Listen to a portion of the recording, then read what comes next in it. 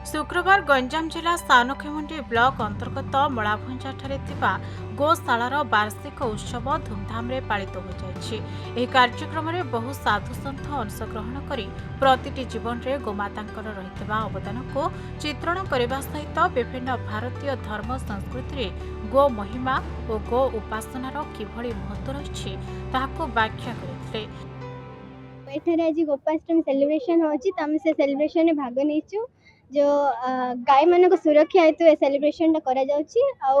आजिकल जो गो मान को जो ये होछि से पई से तांको सुरक्षा पई ए सेलिब्रेशन होछि। धन्यवाद। एटा होछि शिक्षा और संस्कार अभाव जोटा कि एटा आमे गाफ विश्व मातर गोमाता को धर्म नुहंती।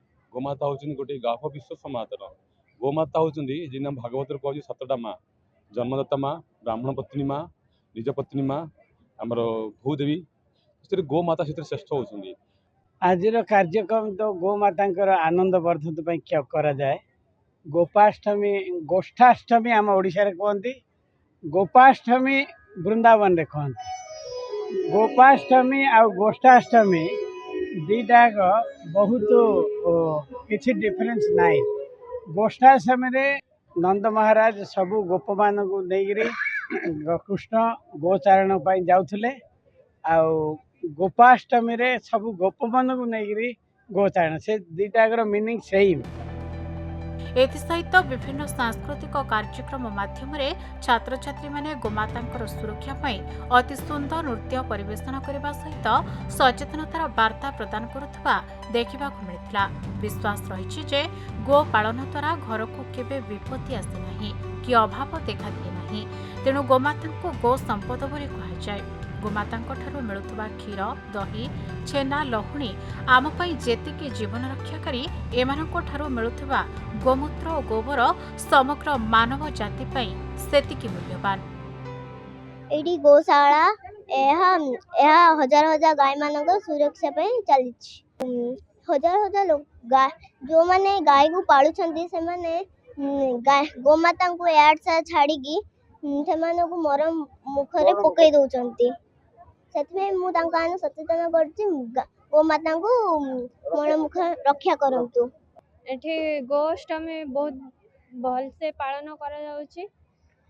रंजन सर एठी गो मानक सेवा पई गोटे बड़ा आयोजन करछंती। रास्ता घाट रे जो गो मानक दुर्घटना हेबार सेथि लगे एठी सेवा सुस्त करिकि गो मानक सेवा दिया जाउछि। बहुत सारा गो अछंती एठी गो माता गुड़ा अछंती। सानखेमुंडी ब्लॉक रे मदन मोहन गोशाला जो आज तार जन्माष्टमी बोले पालन करा जाउछि। आपण देखिथिबे ओडे सानखेमुंडी निर्वाचन मंडल आज प्रथम गोशाला कम दिन भीतर आरंभ होइछि। किंतु ए गोशाला रे विराट गोटे आयोजन होइछि। बहुत माने गोमाता आसिकरी एठी रहउचंती तांको लालन पालन करा जाउछि। माने एटा गोटे आश्चर्य कथा कारण कम दिन भीतर जो जो भाई माने आज एते गोटे अनुष्ठान करछन से मानु प्रथम मु धन्यवाद देवा कथा। आ मलांजा पंचायत जो भाई मैंने अच्छा से सहयोग कर उन्नत शास्त्र रे बहुत जगह एत वर्णना अच्छी शास्त्र शास्त्र विमोहित होगी गोमाता आप खोजे कहले 37,000 श्लोक अच्छी केवल गोमाता भागवत हो से महाभारत हो जिते आप प्रत्येक स्कंदे आप गोमाता चर्चा ही पाइबे प्रत्येक जगह।